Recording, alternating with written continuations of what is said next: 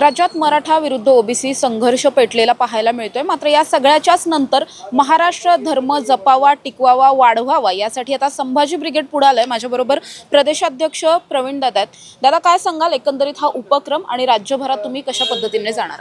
सध्या महाराष्ट्र अस्वस्थ आहे आणि महाराष्ट्राची जी परिस्थिती आहे ती भूमिका अत्यंत टोकदार झालेली आहे। त्यामुळे जातीमध्ये किंवा ओबीसी विरुद्ध मराठा आणि पूर्वीपासून आपल्याकडे हिंदू मुस्लिम अशा प्रकारचं वातावरण बिघडलेलंच आहे।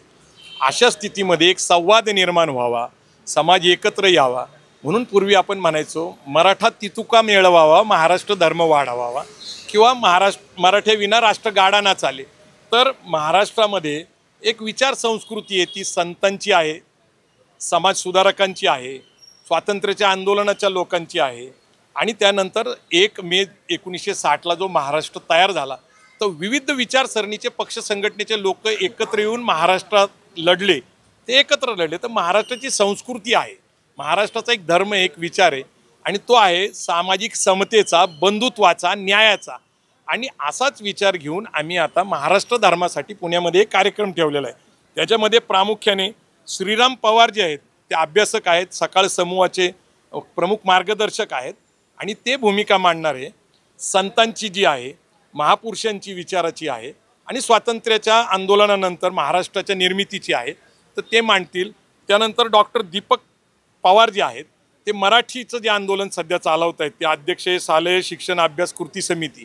तर मराठी महाराष्ट्र हा जो विषय आहे त्याला धरून महाराष्ट्र धर्मासाठी हे ते भूमिका मांडणार आहेत। डॉक्टर प्रकाश पवार सामाजिक आणि राजकीय परिस्थिती काय निर्माण झालेली आहे आणि महाराष्ट्र धर्माची गरज काय हे सांगणार आहेत।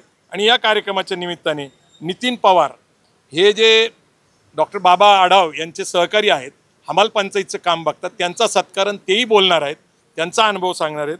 आणि कॉम्रेड किशोर ढामाले हे सत्यशोधक समाजाचं काम करतात, त्यांचाही सत्कार आहे आणि तेही बोलणार आहेत।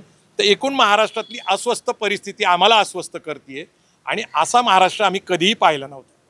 महाराष्ट्राची अस्वस्थ परिस्थिती असं तुम्ही म्हटलात, या अस्वस्थ परिस्थिती मागे आरक्षण नावाचा एक मुद्दा सुद्धा बऱ्याच वर्षांपासून तरी घोंगावताना पाहायला मिळतोय। आता कुठेतरी हैदराबाद GR असेल तो लागू झाल्यामुळे मराठा समाजामध्ये काही ठिकाणी आनंद आहे, काही ठिकाणी दुःख आहे। तुमची या सगळ्यावरची भूमिका काय? खरंच जरांगेंना फसवलं जातंय असं म्हटलं जातंय, तर ते तुम्हालाही तसं काही वाटतं का? नाही, आपण एक नीट लक्षात घेतलं पाहिजे की हैदराबाद गॅझेट असेल, कोल्हापूर गॅझेट असेल, सातारा गॅझेट, याच्यात काय नमूद होतं की बाबा या भागामध्ये कुणबी राहत होती।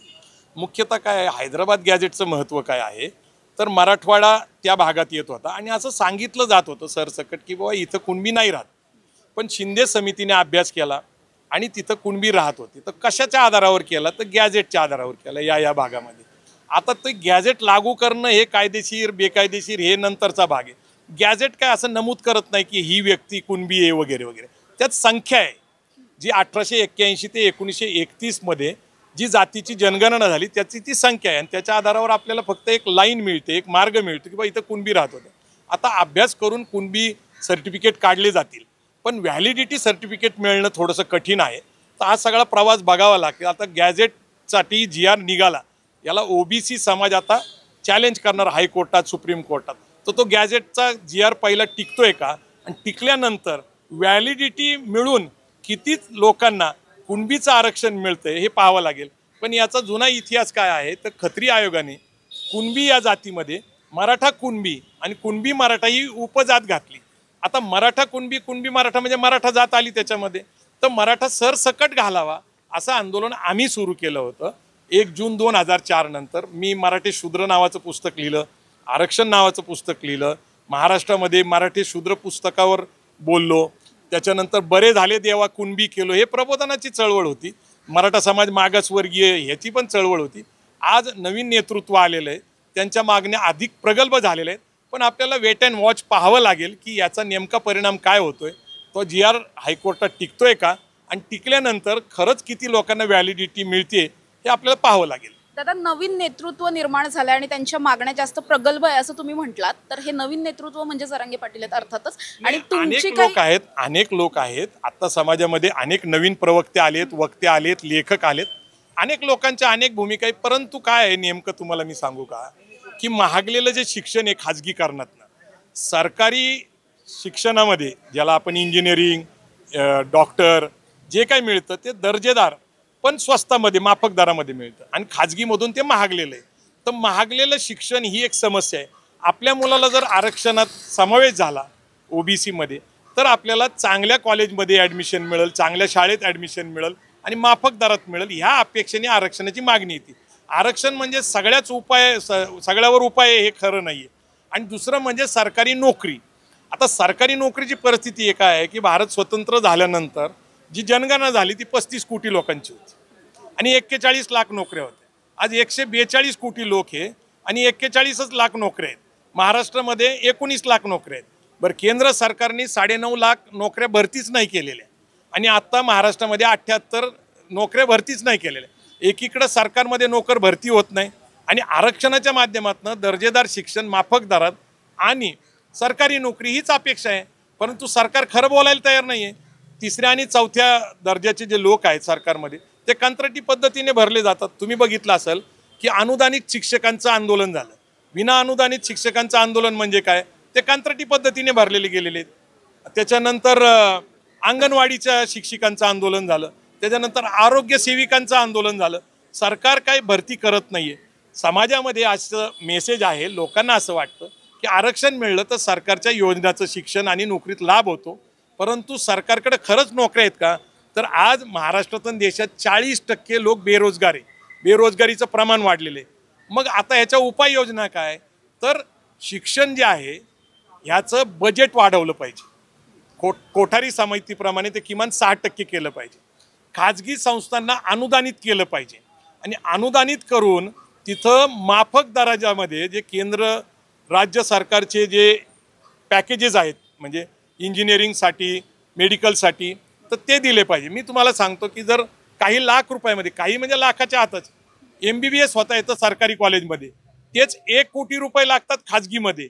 तर हा जो फरक आहे इंजिनिअरिंगमध्ये मेडिकलमध्ये किंवा अन्यमध्ये, हा जर संपवायचा असेल तर पहिल्यांदा सरकारने बजेट वाढवलं पाहिजे शिक्षणाचं आणि खाजगी शिक्षण संस्थांना अनुदानित करून फीचं स्ट्रक्चर सरकारचं आणि खाजगीचं सारखं केलं पाहिजे आणि नोकऱ्यांसाठी नवीन नवीन उद्योग सुरू केले पाहिजे. परदेशातनं नवीन उद्योग आणले पाहिजे.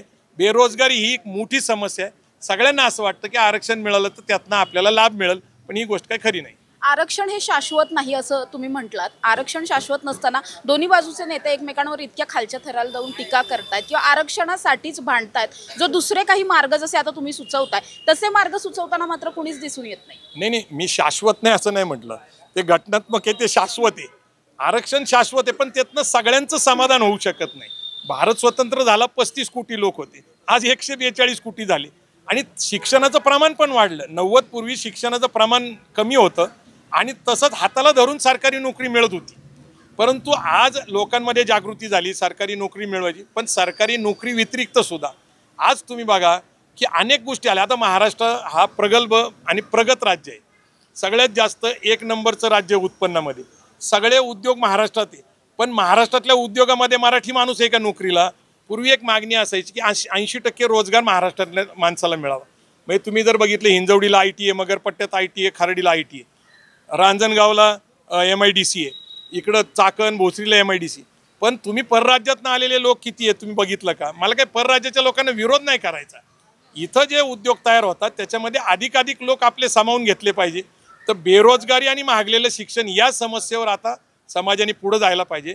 महाराष्ट्र धर्मासाठी हे जे आमचा उपक्रम आहे त्याच्यामध्ये बंधुत्वाचं वातावरण तयार व्हावं.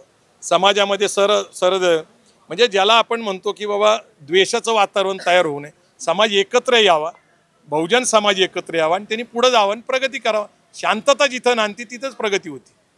धन्यवाद दादा. आपण बघतोय की या सगळ्याच्या नंतर आता संभाजी ब्रिगेड महाराष्ट्र धर्मासाठी एकवटलेली पाहायला मिळते. मुळातच गेल्या काही वर्षांमध्ये जो काही धार्मिक जातीय सामाजिक तेढ अनेक विषयांवरती निर्माण झाला, हा सगळा तेढ कमी करण्यासाठी आणि महाराष्ट्र धर्म टिकवण्यासाठी वाढवण्यासाठी किंवा ही जी काही अस्थिरता समाजामध्ये निर्माण झाली ही अस्थिरता कमी करण्यासाठी हा एक नवीन उपक्रम हाती घेतला आहे. तर दुसरीकडे आरक्षणासाठीचा जो काही संघर्ष सुरू आहे त्या संघर्षावरती सुद्धा ते असं म्हणतात की केवळ आरक्षण हा एकच पर्याय नाहीये. आरक्षण सोडून इतर काय काय पर्यायांवरती आपण काम करू शकतो, सरकार काम करू शकतं, यावरती सुद्धा लक्ष देणं तितकंच गरजेचं आहे. त्याचबरोबर जो काही GR आता काढण्यात आला आहे, हा GR जर कोर्टात टिकला तर पुढचा फायदा होईल, अन्यथा हा फायदा सुद्धा होणार नाही. त्यामुळे सरकारने आणि मराठा समाजाने सुद्धा या सगळ्याचा गांभीर्याने आणि थोडासा सखोल विचार करावा असं सांगताना आपल्याला प्रवीण गायकवाड आणि अर्थातच संभाजी ब्रिगेड सुद्धा पाहायला मिळत आहे. कॅमेरा पर्सन निलेशसह समृद्धी जाधव, टॉप न्यूज मराठी, पुणे. आता जोकासू STP या अत्याधुनिक जॅपनीज तंत्रज्ञानाने सुसज्ज, quick installation, energy efficient, noiseless blowers, low maintenance या आणि अशा वैशिष्ट्यांनी परिपूर्ण जोकासू STP तंत्रज्ञान प्रकल्प उभारणीपासून ते विक्री पश्चात समाधानकारक सेवा देणारी, भारताबरोबरच परदेशात देखील प्रकल्पांची यशस्वी उभारणी करणारी company Deccan water treatment private limited.